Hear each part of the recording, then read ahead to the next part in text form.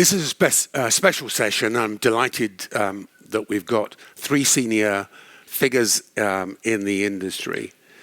They run the largest media intelligence firms within AMEC.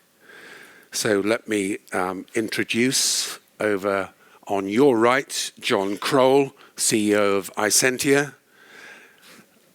In the middle, Walter Patanella, Global CEO, Kantar Media News Intelligence. And on your left, Peter Granite, CEO of Cision. This is a masterclass. This is a business clinic at the same time. They will share with you their ideas on how the industry is going, how it will continue to go, and what that means for you and your firms.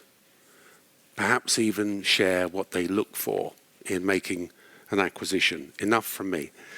So please lead off, John.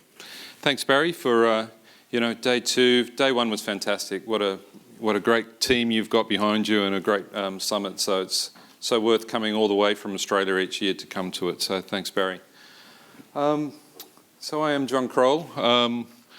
And I run a company called Isentia. Isentia is a publicly listed company now. We've actually been on the Australian Stock Exchange for 1 year tomorrow. And we have been a consolidator in the past. We have looked for acquisitions in different markets to grow our scale and to enter new geographic markets, but we've also looked for capability.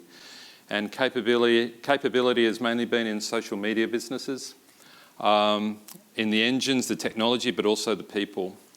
So we are a company that works right across Asia. We have 18 offices, 1,100 staff. We work in 12 different languages. And we're now, as we've listed, we've been on the stock exchange for 1 year. It's been a great run for us as a public company. We're up about 80% in our shares. So now it's valued at around about 780 million Australian dollars, which is about 600 million US. And it's a nice thing for us around the valuation because it's around 17 times our EBITDA profits. But that's good for the industry. It's fantastic to have investors and other organisations looking in at our industry and seeing the capabilities that we have, but also the value that we bring to our clients. So Isentia has grown these markets across Asia. We've done that mainly by acquisition, but then we've integrated those companies. A little bit later, I'll tell you about what I look for in those businesses.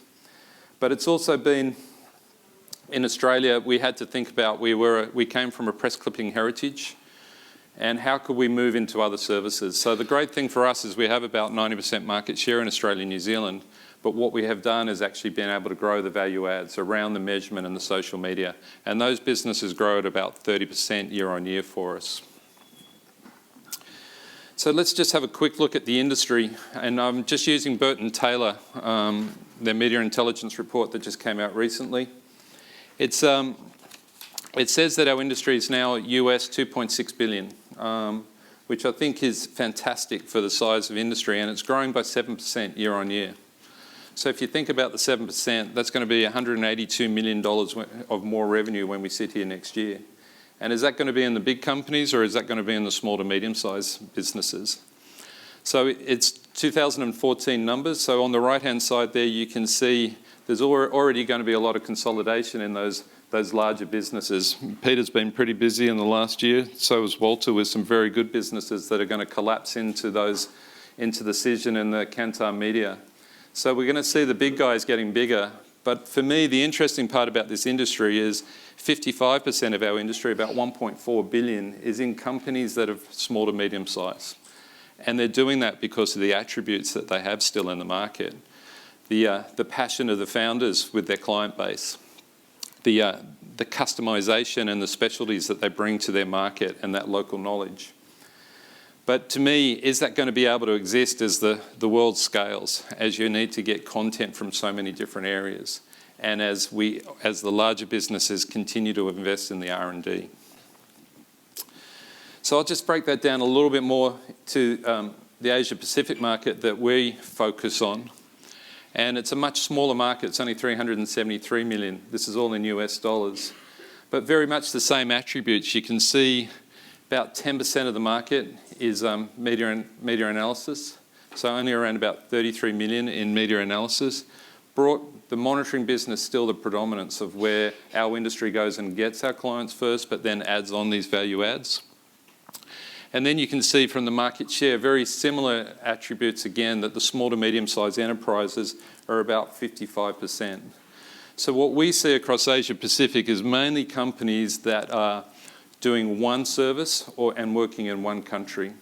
So to me, is that a model that's going to exist when monitoring's been commoditized? Clients want to know what it actually means and they want the speed around that. So we think there's going to be a lot of consolidation left in the marketplace.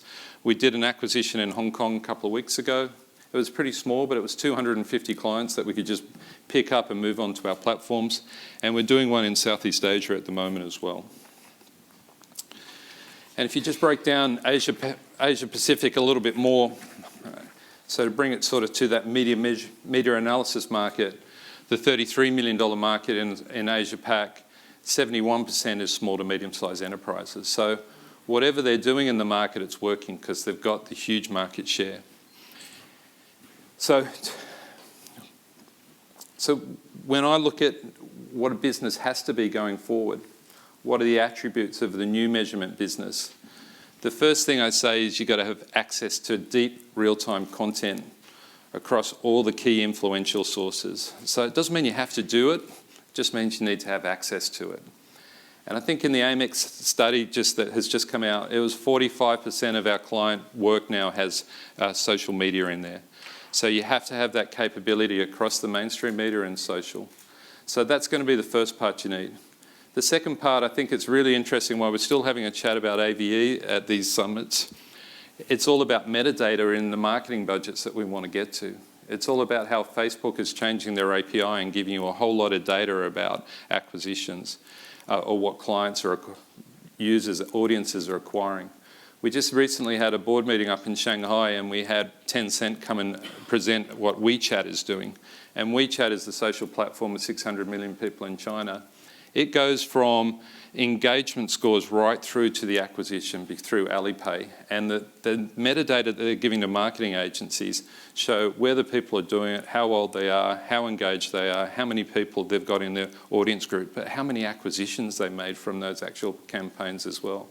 So while we're sitting arguing about AVEs, our marketing friends are getting that deep metadata that actually takes it right through to acquisition. The data science piece, that's where we're really needing to look at how do we get the right people, because speed and the analysis is coming through. So real-time dashboards are really important to the new companies. And then to me, it's about integrated communication. So how are we going to have the people that can work across corporate comms and marketing as well? So when I see scale and what we can bring to the market, I see around what we can do around research and development. Again, in the AMEC study, it talked about the number one thing that people saw they had to do to their business to stay relevant was to actually invest in the research and development. So we spend 8% of our revenues each year in R&D, $10 million. So we think that's going to benefit the industry. It'll certainly benefit us, but it will also bring new ideas that everybody can see. The other thing is that we're in the competition for great people. Data science was another thing. I think 49% in the AMEC survey came back and said data science is going to have a huge role in what we do in the future.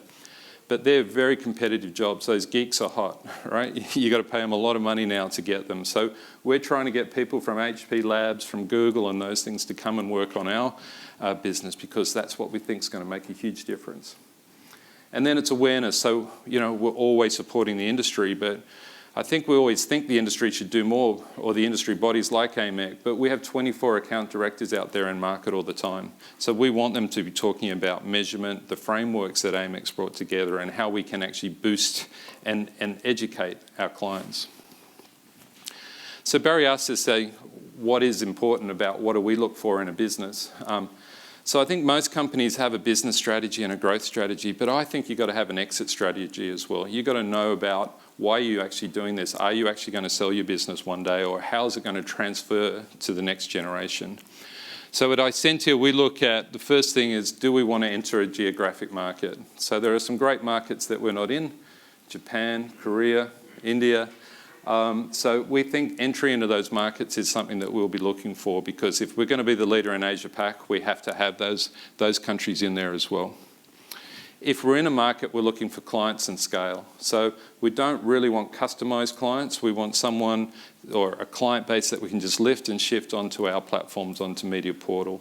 So we're always looking for those very good, clear businesses that know what they're doing for their clients and have a very repeatable business. And then we're looking for capability that employment can't buy. We have so many people come to us and show us what they're doing, but it's just 1 or 2 employees who are doing that. And we just pay salaries for that. We don't buy companies. You buy people with a salary. So it's capability that has been unique that we're looking for, because we think if we can have a unique capability into the business, then we can grow faster. And then the last decision is about build or buy. The industry is moving so quickly. A lady from Microsoft, Pip Marlowe in Australia, said the other day, if the rate of change externally is faster than the rate of change internally, then you're dying. So to me, if it's going to take us too long to build, well, then we're looking to buy as well. So that's my slides. I think we were going to do questions, but now we're going to hand to the next speaker. So I will. Who's coming up? Walter. Thanks very much. Thank you, John. Thank you, John. Can you hear me well? Okay. Good morning, everyone, and thank you very much for joining us so early in the morning. I thought this morning I would give you my perceptions about why the PR industry. It's a very bright industry. It's a booming industry. Now, to represent that, probably the best way I can do it is to do what I did this morning because of the too much drinking I did last night. So if I take a glass of water and I put an aspirin tablet in it, what you will see is that the surface starts shaking. There are thousands of bubbles coming out from the tablet to the top of the glass. And the whole mixture is currently transforming. So it's changing, and it's changing fast. This is probably what's happening into our industry today. And this is probably why I believe that the future of our industries is very bright. So I'm going to give you 5 different examples why I believe we are probably today in the right industry. And this is probably something that I would have said, maybe many of you wouldn't have said maybe 2 to 3 years ago. Okay? Why is that? Now, the first reason is the social media expansion. Social media is drastically changing the way that our clients are working. And so by default, the way that we work with them, the way we interact with them, the way we do business with them. We estimate, this is a pure internal estimates, that social media into the PR segment represent an opportunity today about $500 million. So it's big money out there. Now, through the AMEC survey, you will see that we all agree that social media is today the fastest segment into our industry. So that's where the biggest opportunity probably today sits. Okay, it's not only us saying that, but our own clients tells us that. So requests from clients probably is doubling every year. Okay, so all of this is good news. But probably the even better news is that social is big data, social is complex data, social is difficult data to read, which brings me to the second reason why we are in the right industry. If you have big data, if you have difficult data to read, it means that the capacity to produce insightful information for your clients also increases with it. So there is an increasing need for more metrics, analytics, and insight into the market. Now, what you have plotted here is very, very basic chart showing the value chain of the insight. What we have all been doing clearly is the first 2 things, at least. So we have to tell the clients what's happening. That's the quantitative analysis. Then most of us will go into the why, so giving a bit more of a deeper information about why things are happening. But today, what we see at least is that clients, they want to go even further down the value chain. And they're asking us, now what? Now what meaning, what's your opinion about it? What's your recommendation about it? So that also means that from being analytical, we also have to progressively move into more the consulting side of things. It's something that might not be an option anymore down the road, because that's exactly what the clients are asking us. Now, this type of trend, clearly, we see it in what I would say probably the third driver, which is the globalization of the brands. Okay? That it's happening clearly on the big brands, as you can see on the screen, clearly. But it also can happen on the smaller brands, the local brands. And that, again, because by default, social and digital is global. So when you're working with global data, you're talking about building capacity to serve clients on a global scale. Probably the most important piece about the globalization is the capacity to build the capacity to provide consistent data. So what I mean with consistent data is whether you're serving your clients based in New York, in Paris, in Shanghai, you have to provide them with the similar methodology. You have to look at the data in the same way, because you're only talking with one client at a time. In a similar way, if you have consistency across regions, you have to provide or start providing some consistency across the different data assets. So whether you're looking at the print, the online, the broadcast, the media impact, the social, you have to have a 360 metrics methodology to provide one single way of looking at the data. So this probably is it's the third one. Now, this is an important one. We have been talking about this for some time, but I guess again through the AMEC survey, I think we all agree that more and more we're talking to different audiences. Again, this opens more opportunities for growth, because we no longer talk just with the PR people, but more and more often we're talking with the digital guys, with the marketing and market research guys. Is this really happening? Probably not as fast as we would expect it. But I can tell you, if you start doing business in China, for example, you will hardly talk to a PR communication manager. You will talk with digital guys. Most of them will be engineerings. Most of them will be data scientists. So again, it's a different segment, but they all be looking now at earned media, at least, and something they probably haven't done it before. Now, this is probably on the high side of the target pyramid, but we believe that there is also an opportunity to start serving the long tail type of clients, the smaller clients. Because social is global, even if you are a smaller brand, your brand is exposed also to social media. So immediately there is also an increased need to start serving them with insights. So the SMEs, the smaller companies that probably are not as well organized, they need maybe more quantitative analysis. Maybe they need more visualization of the data over the dashboards through the platforms. But again, there is an increasing need to start serving this type of clients with the metrics and the insight. So all of that is good news. The last driver is probably connecting the different data sets. And it goes well beyond just what we call the earned data. Okay, the traditional data. And I guess we all agree, again, through the survey, that our clients, they're looking for other sources. Okay? So they will start looking for paid data, owned data, alongside the earned data. But they also will looking for panel data. They will also be looking from data coming from inside a company, so from their own CRM. They want to throw into our database, and they want to look how the end user is communicating then and how that reflects into what is said outside the firm. Okay? So there is an increasing need to collect the data, but then really connect the data. Now, how to address that at the client's head? We have one solution, but we're not the only one. And this is probably shown by the picture over there. What you see there is what the markets start calling them the command center. Clients usually call them the war rooms.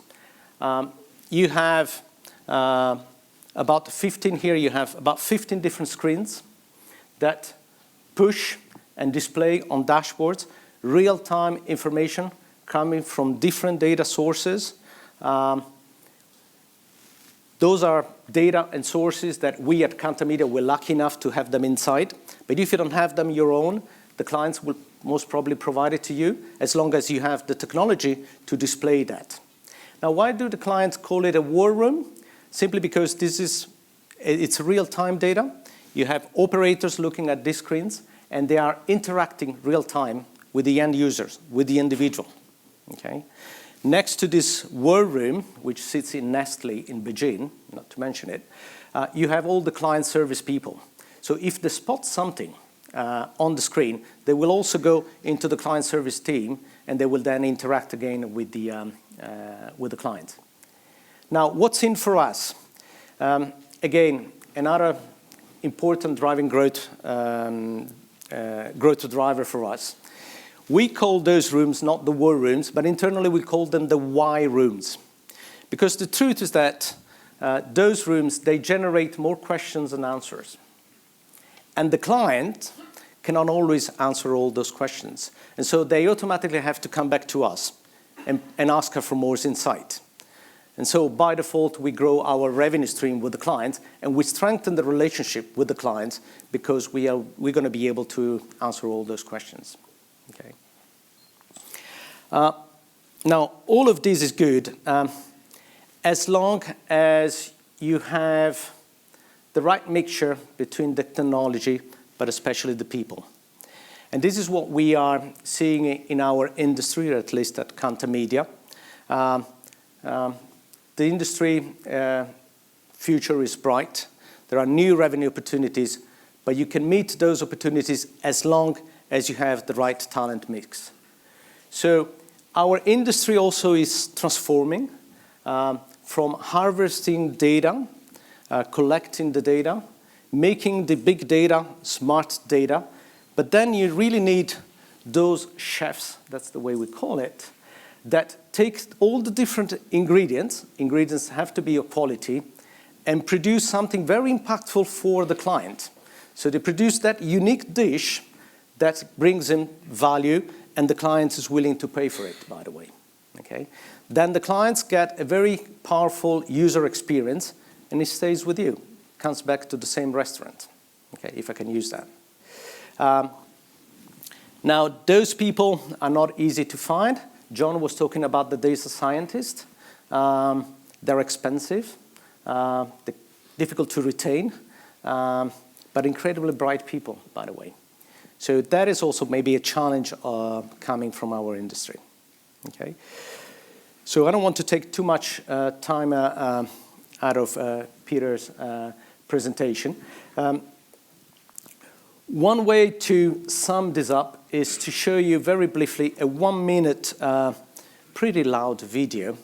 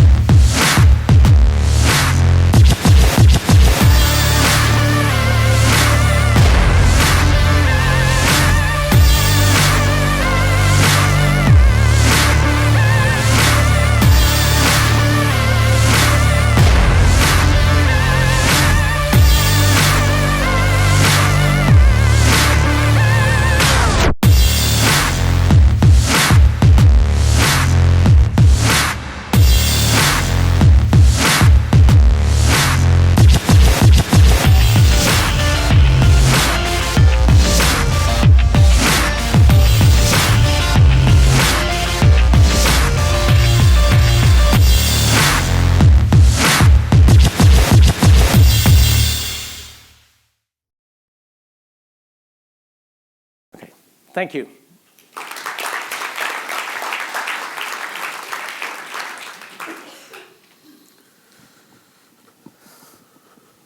Thanks, Walter. So my name is Peter Granite. It's great to be here. Many of you might not know, but granat or granite in Swedish means grenade. And so I've been on a journey here trying to transform Cision and reinvent it for the new market that we are all operating in today. And it's been an interesting year. I'm going to tell you a little bit about that. We're running a little tight on time, so you're going to see a little bit of groupthink here, which I'm not a big fan of. So we're actually saying a lot of the same things. So I'm going to blow through a couple of these slides pretty quickly as we run through the deck and make sure we leave time for questions. So I think this is a very interesting time in our space. I was at a lunch last week, and there was a global CEO who runs one of the largest paid media shops in the world. And she said at lunch that earned and owned media will be more important in the future than paid media. Most paid media budgets are not growing anymore. They're just shifting dollars around. But earned and owned, as you've seen through the survey, is absolutely growing. And that's why I think it's such a hot time in our space. And a lot of the investment that's now flowing into this space with social and some of the startups you're starting to see, and especially the valuations. I don't know if you saw last week, platforms like Snapchat, the most recent funding was $16 billion. In the US, we're talking about Snapchat campaigns now. That wasn't even around a couple years ago. So I think it's a very dynamic time in our space, and it's a great opportunity for all of us. I think I'm going to hit around 3 points here, and we'll go quickly through a couple of these, but a lot of opportunities. Today, Cision operates mainly in 9 countries, mostly in North America here and Europe. We have about 2,000 employees, and the business now today is over $350 million. I'm happy to say we're a private company today. Last year, at this time, we were a public company, so we've kind of switched spots with John. I think almost maybe 15 months ago, I was here for an annual general meeting in Sweden, because we were listed over here in Sweden, and the entire meeting was in Swedish, and I had to sit on the stage. I don't speak Swedish, so as a group CEO. So it's actually good to be here and be able to do the presentation in English. Tremendous amount of opportunities in our space. We will continue to see market consolidation. That's what happens in this time, especially as you look at the landscape of the different tools and services that are available to the clients that we serve. Today, there's a market landscape that's floating around in the US. You can see it online at Lumascape that has over 1,800 different social media vendors now operating across many, many different markets. It's very confusing from a buyer who has to work across 3, 4, 5, 6, 8 different tools to get data integrated. And I think that's our opportunity. And the last point, which my colleagues didn't really hit on, but I know they're doing, is really where we see the opportunity is integrating insights from people right into the workflow, because this is a 24/7 media environment, as we know, and moving that right into the engagement tools. You heard about audience yesterday. You heard about engagement on campaigns and making it actionable. And so that's what we're really doing around the workflow tools. This is another view of the same study, Burton Taylor. I disagreed with this study. This pegged the market at about $2.6 billion, as John mentioned. This is done out of London. Chris Porter wrote this study. We don't have many studies for our industry. The one thing you'll see is social media is growing by 22% in this study. You'll see if you go read the executive summary, there's a couple points in there. I think they've missed the opportunity. In the US, we don't look at it this way. This is a very old way of looking at the business. Maybe we're not there yet in Europe, but or maybe the research firm that did the research fully doesn't get the market yet. But things like content marketing are not on this. Native advertising, sponsored content, owned media is not on this chart. It's a very historic way of looking at the market. So what's happening on market expansion?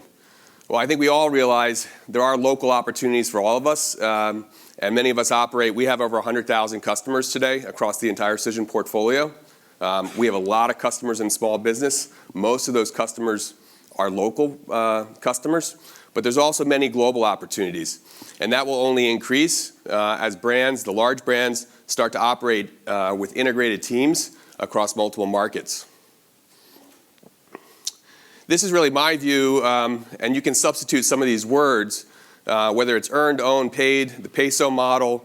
How we think about this really is around insights, and that's for us is led with people and really understanding what's happening in the data. But we're looking at new areas in native advertising, sponsored content for growth. We're also looking in owned media, which we put into the content marketing bucket, how brands tell their story directly through different sites. And then obviously social, and social for us many years ago was listening back in 09 and 10. Most of us today are starting to look at engagement tools. You heard yesterday in some of the campaigns, it's all about real-time engagement and how you bring that right down into the tool and take some insight and make it actionable within the day to actually modify your campaign. We have one of the larger credit card companies as our client, and to just give you an example, they run a program called Small Business Saturday.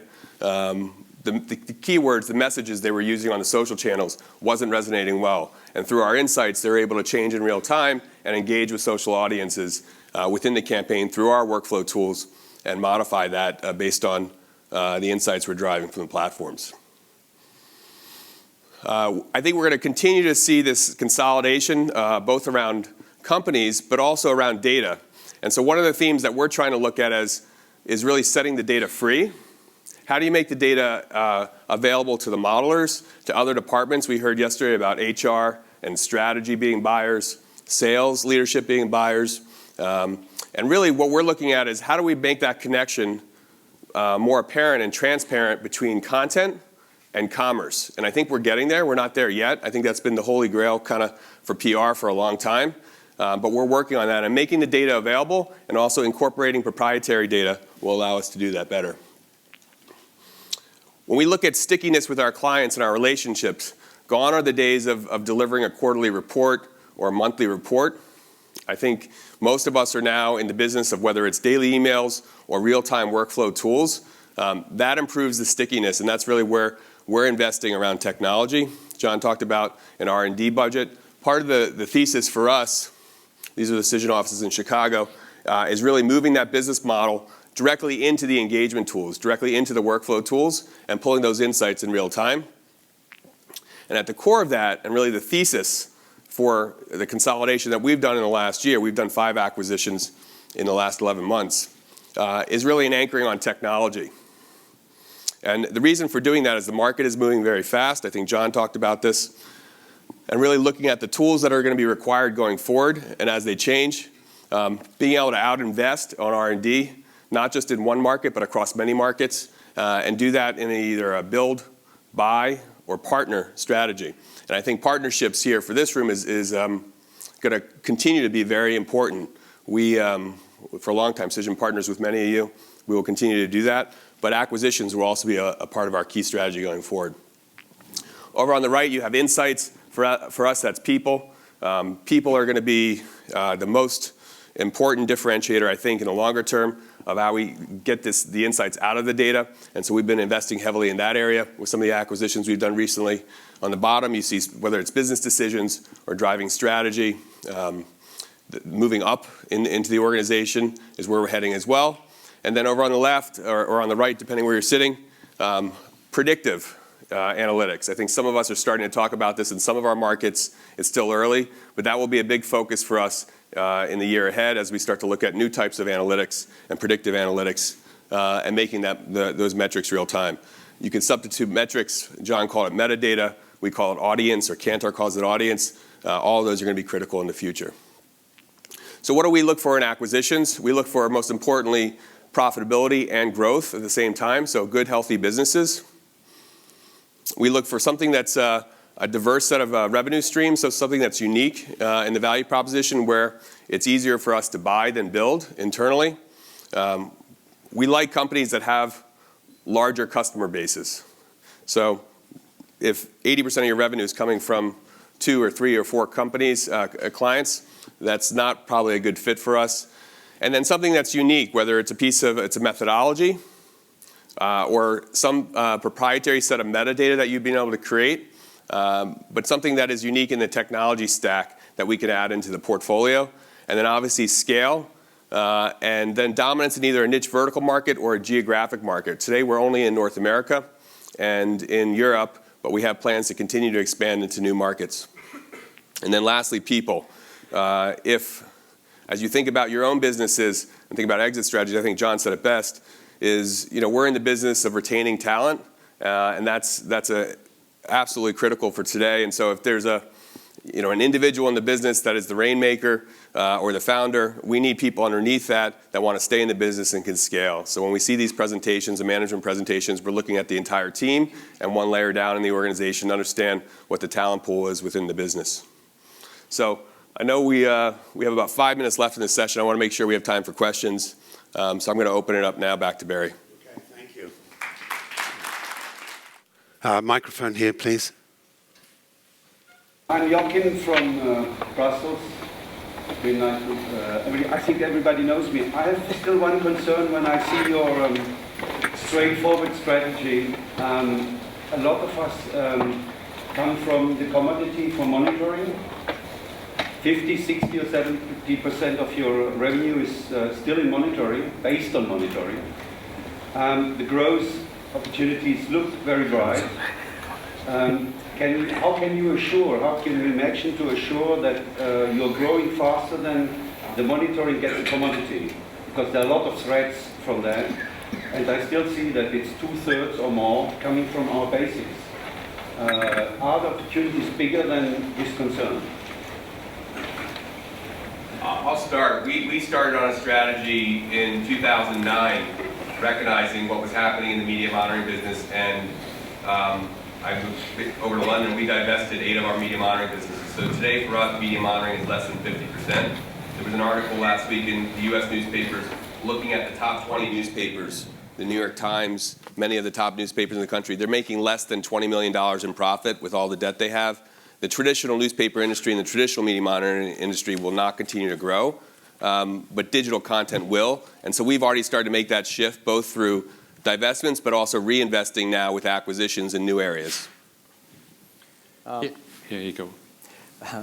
We probably have a different approach, or until today we have a different approach, because we did keep a pretty healthy monitoring business. So our non-monitoring revenues is probably about 25%. So still 75% of our revenues come from monitoring. But we are leveraging that client base, at times very long-tail client base, because we have more than 10,000 clients, as a matter of fact, to cross-sell the more value-added services to it. When it comes to the monitoring, yes, it is a declining or a flattish market, but not so much. It's probably declining at a pace of 2-3% annual, and it remains extremely profitable as long as you can produce it at the most cost-efficient way of doing things. And so that will also means that at times you have to start outsourcing some of the best job that you're doing and use that money to fund for future growth in the more value-added services. But if you compare inside with monitoring, I would probably say that monitoring is by far still more profitable than the inside business, if you take those two. So it's migrating, but you have to be very careful in adjusting your business model according to that. Yeah, and I'll just very similar to Walter. We use those client bases that we have that we've gained through monitoring to actually sell the value-added services to them. So press is about 13% of our business now in Australia and New Zealand. Broadcast is about 12%. So we're about at 25% is left in the monitoring, and they are about the same decline rates in press as Walter's talking about. But the value adds is growing, but plus 30%. So that's what gives a market where we've got 90% market share, more than 10% growth per year. So to us, we're using those clients. We survey them every week. We make sure our client service is fantastic, and that's what gives us the trust to move into those value addeds. There's differences in markets. Southeast Asia is still a monitoring market that will grow because newspapers are government backed and there's still growth in those markets. China, it's already moved past traditional monitoring. It's in social media and marketing budgets already controlling. So you don't talk monitoring. I think Walter said that in his presentation as well. You don't talk monitoring in China. You talk around insights straight away. Please, go ahead. Thank you for your presentation. It was very interesting. I'm Carlos from Buo Media. We are a local-based, Colombian-based company. We do media evaluation. I was wondering what are your impressions on the industry in Latin America? Probably for Peter, that it's a more local area. It would be more familiar for you. And taking into account that even digital media is increasing in Latin America, the relevance of traditional media, radio, press, and TV is still very important. So I would like to hear your impressions on if you have any ideas on what's going to happen in the Latin American market. Thank you. Yeah, it's an important market for us and for our clients. We are not that active yet in that market. We only have a handful of clients that we do programs for, and typically we partner for that market today. I think, as you know, we've talked about different markets around the world, obviously are in different states, and how they view the importance of traditional media versus social media versus insights versus engagement versus influencer marketing. But these shifts are coming, and so we just look at these in different stages. But that's a market for us that will be important in 2016 and beyond. I can just probably add one more thing. You may know that Kantar Media bought iBope last year. And iBope is a pretty sizable business, about $300 million. They have been operating on different Latin American markets, mainly on the audience and the paid business. We have operations in Spain. So the natural bridge will be to leverage what we're doing on a Spanish language country like Spain and migrating into Latin America. Most probably we will not go with the traditional monitoring. We'll definitely go with the online, the digital, and maybe the insight, the technology and the platform. So we do believe it's a very interesting region today, and we'll be happy to try to expand that into the next couple of years. Can I just build on that? John, you said you're working in 12 different languages. Walter, you just said the Spanish language could be the key, naturally, for Latin America. When you're looking at hiring the bright people, are you also looking to expand the language-based skills of language? We've set that up in a hub model for Cision. So we do have an office in Shanghai. We have an office in London. We have partners around the world. And so we are covering over 20 languages in our insights. We have global programs that we run for clients. So I think through this build-buy partnership strategy, we've been able to operate successfully across many markets, even though we're physically in 9 countries today. Right. Okay. Question then, please. Hi, my name is Asim from Impact Research and Measurement India. I heard this comment that 2 years back, it was about listening in social media, and now it's more about engagement, even for our companies like us. My question is, traditionally, we worked a lot with public relations agencies. Do you run into a situation wherein there is a conflict in the services that we want to start providing versus the services that PR agencies are already providing when it comes to engagement with respect to social media? And is it different in different regions? Like, what's your North American perspective and Asia perspective? Yeah, I'll lead off if you like. So it's a good question, Asim. I think, as Peter said, 2009, it was all around listening, and we sort of had that same feel. We'd made a few acquisitions around capability in the social media space, but most of the clients were coming back to us saying, it's great getting all this content, but we don't know what it means, and we don't know what to do with it. So we were lucky enough to find a social media agency called Two Social that was all around the strategy around social media. So we did take a decision that would say that we would start to compete with agencies. But we're not going to be a huge creative agency. It's all going to be built on the data. So take the data of what we're getting from our listening platforms and our insights products, and then taking that to the strategy. Now, we can do the creative if the client wants us, but most times we're actually then working with an agency in partnership with that. So we saw it as a great way to build our platform insights business, but also get ourselves into that marketing discussion at a much higher level. So we saw it as a good strategy, and we invested in it. I would probably say we're pursuing a similar strategy to that extent. And clearly, again, when looking at social media, as I said, it's more about the what's next that counts. So we're really moving into more the consulting piece. That's exactly what we're doing in China, for example. We have a consultancy agency that runs social media. We don't do anything about monitoring. But we do partner up with the agencies, as a matter of fact. It's a different approach to it. We still have a data-led type of approach. They have more a really very high valued approach. Now, is it converging? Yes, definitely. I mean, we're in a slightly different position. We're in the workflow tools business as well. And so I think it's not black and white. And so you'll have co-opetition, just like we have partners in the room, but we also compete sometimes at a local level.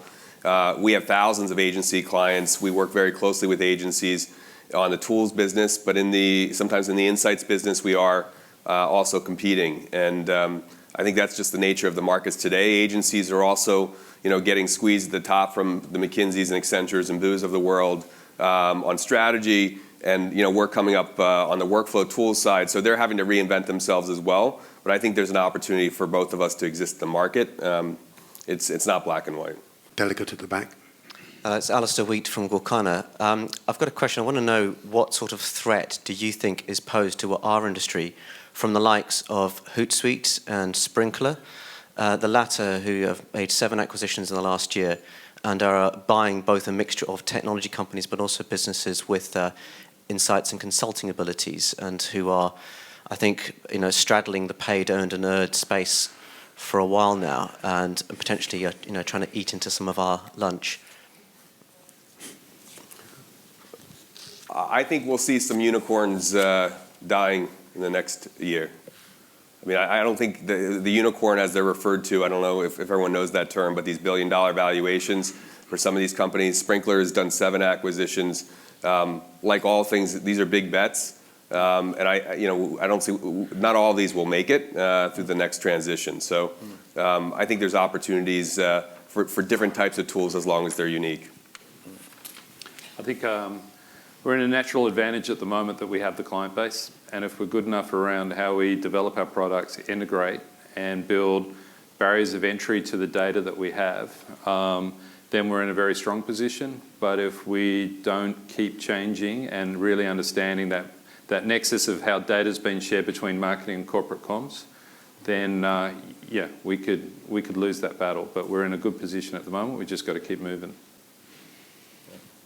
I would probably say that the 3 of us, we start building a quite in-depth experience in integrating different assets through a number of acquisitions. That's something that you learn by doing it. And so anyone that would like to start doing a build-up into their industry will also have to build that capacity to continue running an as usual business in a profitable way by integrating all those different assets. And that takes time, tell me. Trust me, that's the case. Last question. Karen Crawford from Mediaverse in Australia. I think each of you have, in your own ways, referred to a movement within your businesses from sort of traditional monitoring to consulting. And I'm really interested if you're able to share any thoughts or comments about, that's quite a significant shift, and the impact, for you guys and for your management teams around sort of building a consulting business within your companies? Okay, I could probably pick it up because probably it's less the case at Cision. It's a different route, and probably I'm the one that mentioned it most. It's not that we really want to go that way, but it's the clients is pushing us that way. And the clients is pushing us that way in some regions. And so we're talking about, for example, China, and that's clearly the case. And in the social piece, because it's all new stuff for everyone. So they expect you as a provider to be the expert and therefore provide more answers than they could do themselves. In terms of business model, it's something that you have to monitor very careful. You don't run the same profitability if you are in consultancies than you are in monitoring or you are into the technology business. So there is a growing request to go that way. I think we have to be very careful in protecting our profitability of our business in making that switch. So up to which point Kantar Media is willing to go that way, we have assets like TNS and many others that already do that. So we will probably leverage existing assets rather than us building that same capacity. So careful about that. I think it's an opportunity, but to be careful with it. I think it's a good question, Karen, because you have to say it's around a strategy. So we changed our name. We didn't want to be a Media Monitors anymore. It was a great brand in Australia, but we had to start moving the whole organisation to: are we going to have or attract the smart people who can be in a consultancy business? Can we change the relationship that we have with the clients? So we had to retrain or change all our account directors to actually then start to be across how they introduce a consultancy business instead of selling a SaaS platform or a monitoring business. So it goes right through your whole organisation. You just can't bring the 2 social agency in, plonk it in and say, go and get the clients, guys. It had to be end-to-end inside our organisation. And look, I think we've done it well to this point, but to keep the creative minds in that consultancy business there, we still need to change. And but it has to be part of the strategy to change the whole business to get there. You've heard a very bright future being painted of the industry. I'm just going to close this out with a 30-second question to each of our panelists. What would be the single thing, the single tip that you would give to the delegates to add value to their business going away from Stockholm? Peter? Figure out what's unique in the business, what's proprietary, what does the business bring to the table, and then double down in that area and really focus on that to be a market leader. Okay, Walter? Keep on investing in technology and people. John? Yeah, and I'll do two. So I'm right with Peter. If you're not going to be able to scale, you've got to be unique. So don't get caught in the middle in the swamp, because you're just going to get eaten in the middle there. And the people, who has the best people wins. So you just got to invest in your people. Please give our leaders a big round of applause.